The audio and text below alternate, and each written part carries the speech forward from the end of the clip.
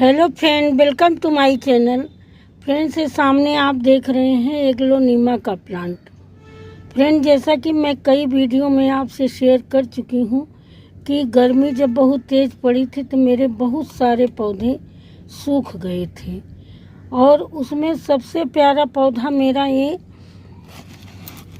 Aglaonema का plant lipstick aglaonema मैं लेकर आई थी और इसकी बहुत अच्छी ग्रोथ थी।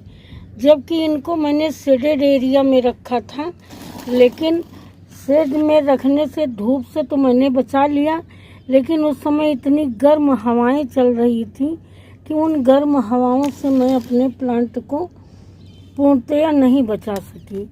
तो इसलिए मैंने जो है फिर भी मैंने प्रयास किया, तो मेरा प्रयास जो है रंग लाया और मेरे प्लांट जो थे, जो ये आप मेन स्टेम देख रहे हैं, इसमें जो पत्तियां थी बिल्कुल सूख के लटक गई थी।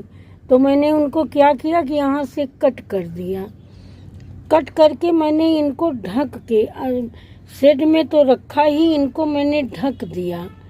ढकने के बाद क्या हुआ उसका परिणाम कि इनको उन गर्म हवाओं का असर कम हुआ, उनका प्रभाव ज़्यादा नहीं पड़ा।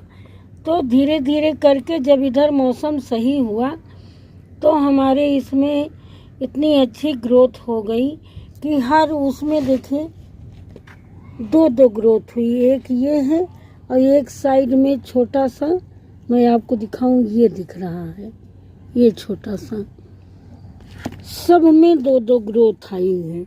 ये देखिए उसमें तो पत्तियां निकल आई हैं, इसमें अभी पत्तियां नहीं निकली हैं, लेकिन ग्रोथ हुई है।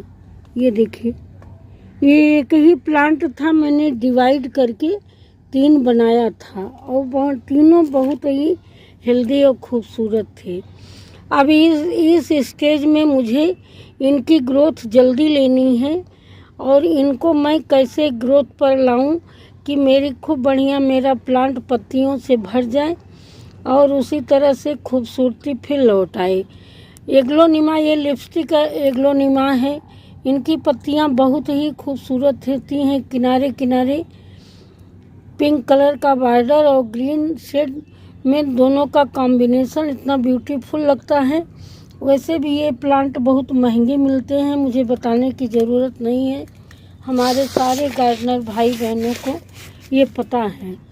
तो इसकी सुरक्षा करना हमारी बहुत बड़ी जिम्मेदारी है। तो आज मैं वही इनकी ग्रोथ के लिए क्या मैं लाई हूँ वही मैं आपसे शेयर करूँगी कि इनमें मुझे अब क्या करना है। तो सबसे पहले तो मैं इनकी मिट्टी की गुड़ाई करूँगी और इसमें मेरे कोई खास घास वगैरह नहीं उग पाई है, बीट्स वगैरह बिल्कुल साफ़ है मेरे गमले, बस यही नन्ही सी एक है। तो इनको मैं गुड़ाई कर लूँगी। इस तरह से आराम से आप इनकी जड़ें न डैमेज होने पावे और आराम से आप किसी इस तरह से नुकीले चम्मच से मैं इनकी तीनों की गुड़ाई कर दूंगी।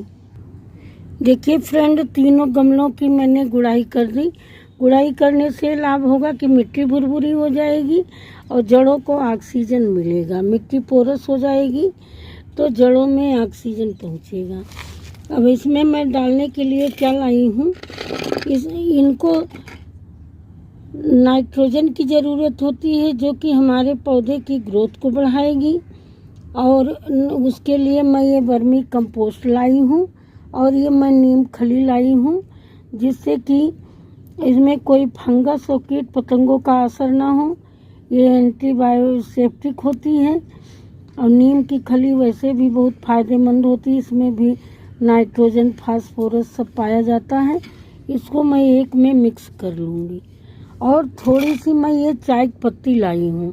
चाय पत्ती में भी नाइट्रोजन अच्छी मात्रा में होता है, मिट्टी को एसिडिक बनाती है, मिट्टी का पीएच मान बैलेंस करती है। तो मैंने ये 3 चम्मच इसमें मैं चाय की पत्ती मिला दूँगी।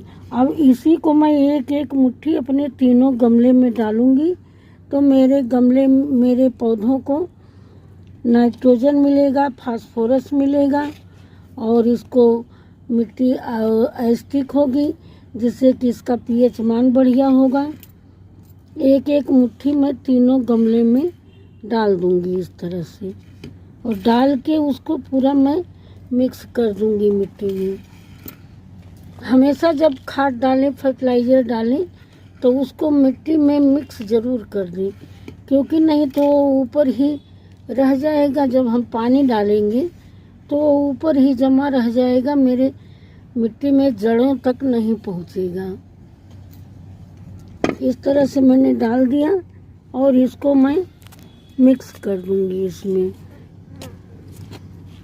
ये देखिए, इस तरह से मिक्स कर दूंगी। इस तरह मैं सारे गमलों को की मिट्टी को मिक्स कर दूंगी।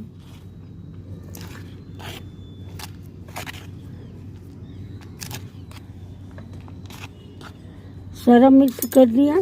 अब सबसे बाद में मैं आपसे एक चीज़ शेयर करूंगी जो मैं लाई हूँ अपने इसमें डालने के लिए पौधों में, वो है कैल्शियम। तो कैल्शियम लोग मोस्टली बोन मील, अंडे का छिलका, इससे, लेकिन मैं वो सब चीज़ यूज नहीं करती हूँ। हम लोग शुद्ध शाकाहारी हैं। तो मैं ये चूने का पानी लाई हूँ। ये चूने का ये जो है पाउच, ये छोटा छोटा 1 रुपये का मिल जाता है। किसी भी दुकान पे आप आसानी से आपको मिल जाएगा, पान की दुकान पे, या ऐसे भी कोई लोग जो पुड़िया वगैरह बेचते हैं उनके यहाँ भी ये मिल जाता है। तो ये मैं लाई हूँ। अब मुश्किल से हम इसमें 5 ग्राम ये चूना डाली हूँ और आधा मग पानी में मैं इसको मिला दूँगी। इस तरह से मिला के और यही थोड़ा थोड़ा पानी में इनमें डाल दूँगी। फ्रेंड, कैल्शियम से हमारी पत्तियाँ चमकदार होंगी, इसकी स्टेम मजबूत होगी और पत्तियों को में ग्रीनरी खूब बढ़िया आएगी, इसकी सुंदरता निखरेगी। तो ये चूने का पानी बहुत ही, कैल्शियम बहुत ज़रूरी होता है हमारे हर प्लांट के लिए। तो फ्रेंड, इस तरह से हम करेंगे तो हमारे एग्लोनिमा की खूबसूरती फिर वापस आ जाएगी। और इनमें जो है, इनको मैं अभी भी शेड एरिया में रखती हूँ, क्योंकि बारिश भी इनके लिए काफ़ी नुकसानदायक होती है। बारिश का ज़्यादा पानी पड़ जाएगा तो ये गल जाएंगी, ओवर वाटरिंग हो जाएगी। इनको एग्लोनिमा के प्लांट को बहुत बैलेंस वाटरिंग चाहिए, ना बहुत कम कि बिल्कुल मिट्टी कई दिन तक सूखी पड़ी है जैसे हम लोग एडेनियम वगैरह के प्लांट में करते हैं, और ना ही बहुत पानी होगा तो पत्तियां मेरी गल के लटक जाएंगी, स्टेम भी। तो इस तरह से इसमें पानी का बहुत ध्यान रखना है। इस समय बारिश के दिन में आप इनको शेडेड एरिया में रखिए, और जब पानी इनका सूखने लगे, सूख जाए ऊपर की लेयर, तब इसमें आप पानी डालें, और बहुत थोड़ा थोड़ा डालें, ये नहीं कि बिल्कुल भर के डाला। तो इस तरह से प्लेसिंग का भी हो गया, पानी हो गया। तो फ्रेंड, इस तरह आप अपने एग्लोनिमा की, अगर आप के साथ भी मेरी तरह ये समस्या है, तो इतना ज़रूर करें, तो आपके खोए हुए प्लांट पुनः आपको मिल जाएंगे। ठीक है दोस्तों, फिर मिलेंगे अगले वीडियो में नई जानकारी के साथ। तब तक के लिए thank you. Happy gardening. Take care friend.